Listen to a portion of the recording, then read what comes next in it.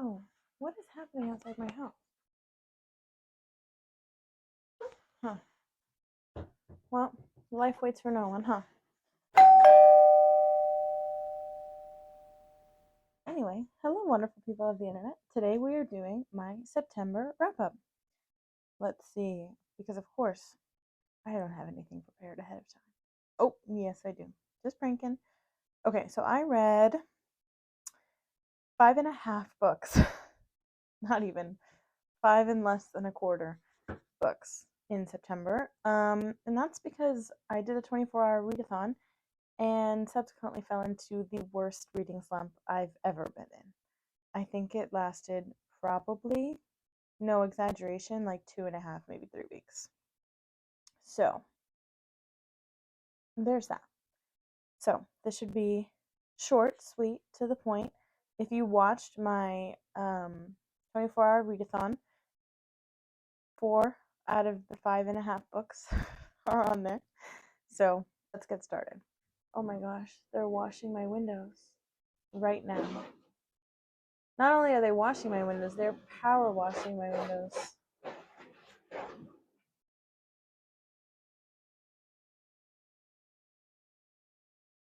I think they're done.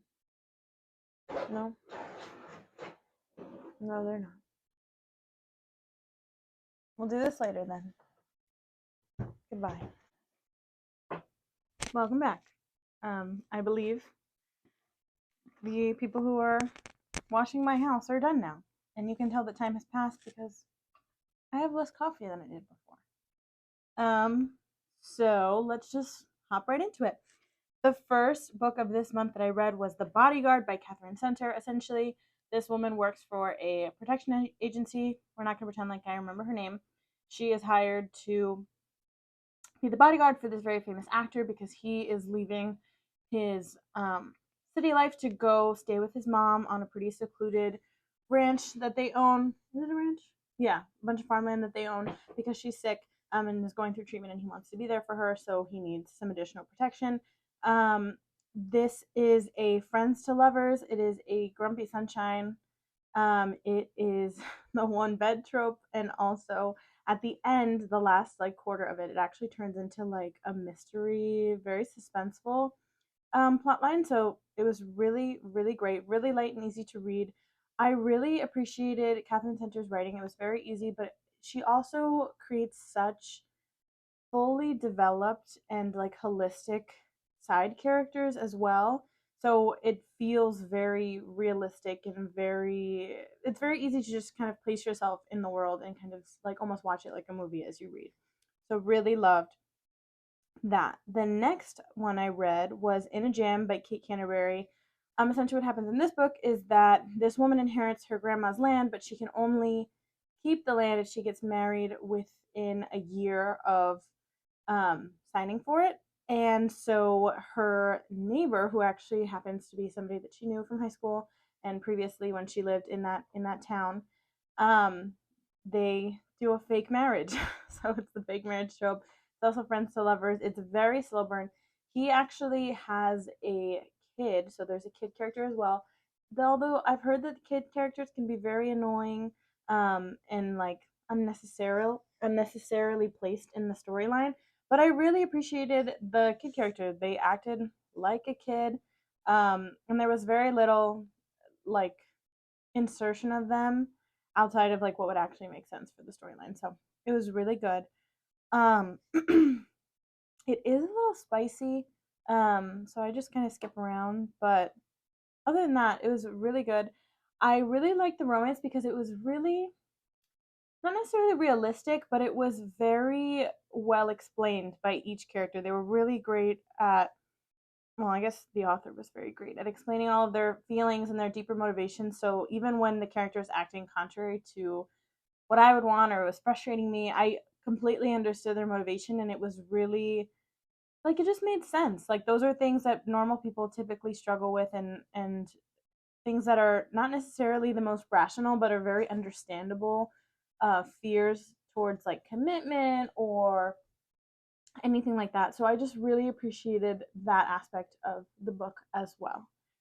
The next book I read was The Atlas Six by Olivia Blake. This is a dark academia book. The past two that I just talked about were obviously romance. And essentially, what happens is that students with magical abilities are recruited to become protectors of some sort of library that's akin to the Library of Alexandria, all of the knowledge of the world as we know it today.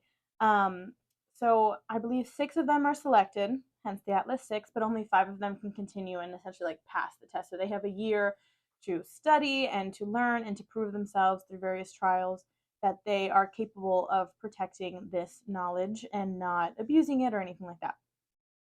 But also understanding all of the things that this knowledge can bring them in their personal lives and growing as individuals as well. So I really thought, I have my notes here, obviously, but what I really liked was that there was a lot of like, it was definitely a book that wasn't less about the fantastical element of it and less about the stakes and more about the personal development of each of the characters. There's a lot of talk about the morality of the use of their powers and the use of this knowledge and the ethics of having all of this knowledge kind of scoured away for only some people to view and not the entire world, and the fact that it's not open access. So a lot of those thoughts were discussed, and I really appreciated that. You also see their dynamics because each of the six characters is so different from one another that you can see in their relationships how one person's default brings out the what would you say, like where one person lacks it really brings out the strength in another person or vice versa. And so you get to see all these interpersonal relationships with people who are, they never really wanted to be, they never wanted to be together, they typically wouldn't be together in the outside world, but they're forced into the situation and they all grow but also are kind of making mistakes in a way that is like within the tiny little bubble of their reality. And so you really get to understand their motivations and understand the pressure and thought process that goes on between all of their interactions. um, it is the first in a trilogy. I believe the third book comes out sometime this year or next year. And because it's the first in a trilogy, there is a lot of context. This is really common in books that are duologies, trilogies, or series, that the first book is just a whole lot of context, that the next few books you can just breeze through and kind of get into that higher stakes plot line. Um, there's a buildup that ultimately leads to nothing because it ends on a cliffhanger.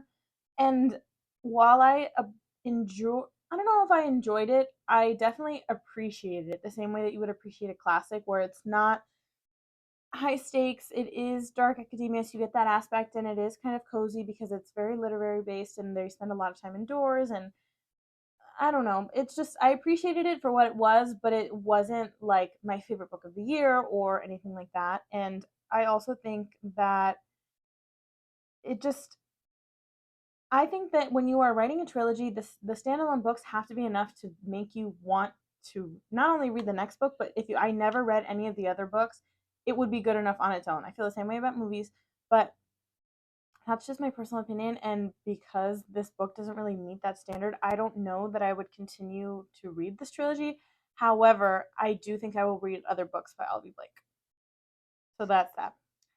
Next, I read Bridge to Terabithia by Catherine Patterson. This is about two children who use their imaginations to create a world in the forest that helps them cope with all of the things that they go through in life. So, one of the characters is poor, the other doesn't really get to hang out with her parents all that much. Um, and you get to see how they cope with just like being kids at school and getting bullied and all of these things and navigating their relationships with their families and their teachers and all of that. Um, and so, yeah, it was good. Again, it's a book for children. It's a book for children, so it read like a book for children. I don't think that when I read it, I was in the mindset to be as imaginative as that book requires you to be. So I thought it was good. Um, but again, wasn't my favorite book of the year. It definitely, I can see how it receives a lot of praise, and it was quick and it was sweet and it was a good palate cleanser. Um, but I don't know that I would necessarily like recommend it to other people. Next, and this was kind of the home run, if you will, of the month, was Out on a Limb by Hannah Bonham Young. This book is spicy from the outset. And why? Oh, because it's a accidental pregnancy trope. So they have to have the spice in order to have the pregnancy.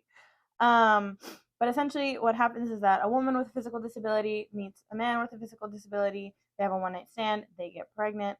The story goes through them navigating their relationship, navigating pregnancy, and how disability affects their worldview, and also how it affects their daily lives, and what that plays into in terms of parenthood and the type of, I guess, anxieties or nervousness or worries that you could have about being a parent when you have a disability. Um, the fact that our main characters are disabled isn't the main point of the book. Definitely, it centers more on the pregnancy and the emotions and how they build their relationship while trying to navigate this unexpected pregnancy. But I do think that there's the overarching thread of coping with disability or navigating and becoming adaptable through the whole book, because at the end of the day, that's how it would affect somebody in their actual life. And these are just considerations that people with disability will have to constantly be thinking about, that people who are able bodied typically never have to. So it was a really nice thing to be able to get that perspective, because I myself am able bodied and I will never experience those things, or have not up until this point. So it was really great to see an alternate perspective and to really kind of understand. And our author also has the same disability as our female main character. So she speaks a lot to her experience. And if you read the introduction and the author's note at the end, you get to see a lot of that. But like I said, this book is about the accidental pregnancy and the relationship that our two main characters build together. And it was just so refreshing to see a man who is so receptive to her feelings and so sensitive to all of them, and how they navigate the finances and the living situation, and you know, their family's presence in their life and their friends, and just navigating all of these new stages that are kind of snowballing.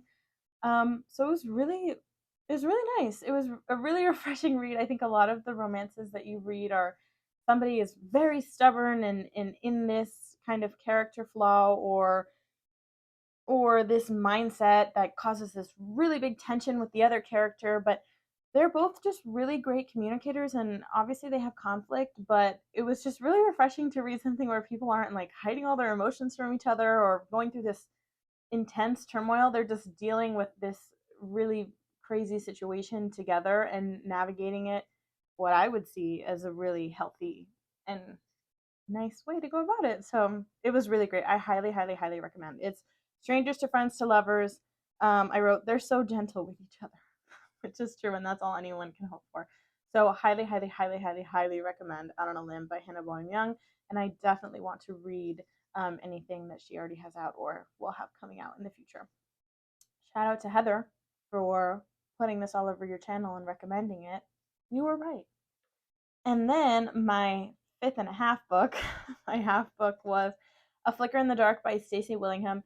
I read this on Kindle Unlimited. I only got 14% in, and for some reason, I just could not get into the story. Basically, from what I know of the 14% that I've read, it follows our main character who is a psychiatrist, but is also, and more importantly, the daughter of a man who used to kidnap and maybe unalive, I'm not quite sure because I didn't get that far, young girls. A journalist calls because it's been 20 years since her father, I don't know if it's since her father died or since he was arrested. Um, so they wanted to write a story on it. And a similar crime has started happening recently in the area that she lives. Um, so yeah, right now, from what I've read, we've gotten a little bit of backstory on the girls, how these girls went missing, when her father did it, how she feels in her personal life right now, and like the situations that she's dealing with while also having to cope with the 20-year anniversary. Um, and just kind of like world building. Not really anything has happened. I have a guess about who the new uh kidnapper, not vigilante, because that's positive. I don't know. I have a guess about who the new bad guy is. 14% in, but I don't think I'll ever figure it out. I've heard really good things about this book, and I don't know why I couldn't get into it. I think it has more to do with my reading slump than it does with the book itself. So I probably will pick it up again later this month, but unfortunately, it just right now was not for me. But that closes it out. Those were the 5.5 books I read in September. If you have read them, let me know what you thought. I am dying to discuss any of them with anybody. Nobody in my personal life has read any of these books. Usually, one or two of the books on my TBR, somebody in my life has read, so we're able to chat about them. But let me know what you thought. Let me know what you rated them. If you have any books that are similar to In a Jam, The Bodyguard, or Out on a Limb, please let me know. I'm looking to read more of those. I'm also looking for more cozy fantasy. I believe I've said that in my previous videos. I love fall. It is my favorite time of year. So I really just want to get into the cozy fantasy. I want to start to dip my toe more into the dark academia, low stakes world, um, in that as well. And I'm also looking for new sci-fi books. So if you have any recommendations about that, please, please, please drop them in the comments. But as always, like, comment, subscribe. Um, and that's kind of all I have for you guys. I hope you have a wonderful day, and I'll see you guys in the next one. Bye.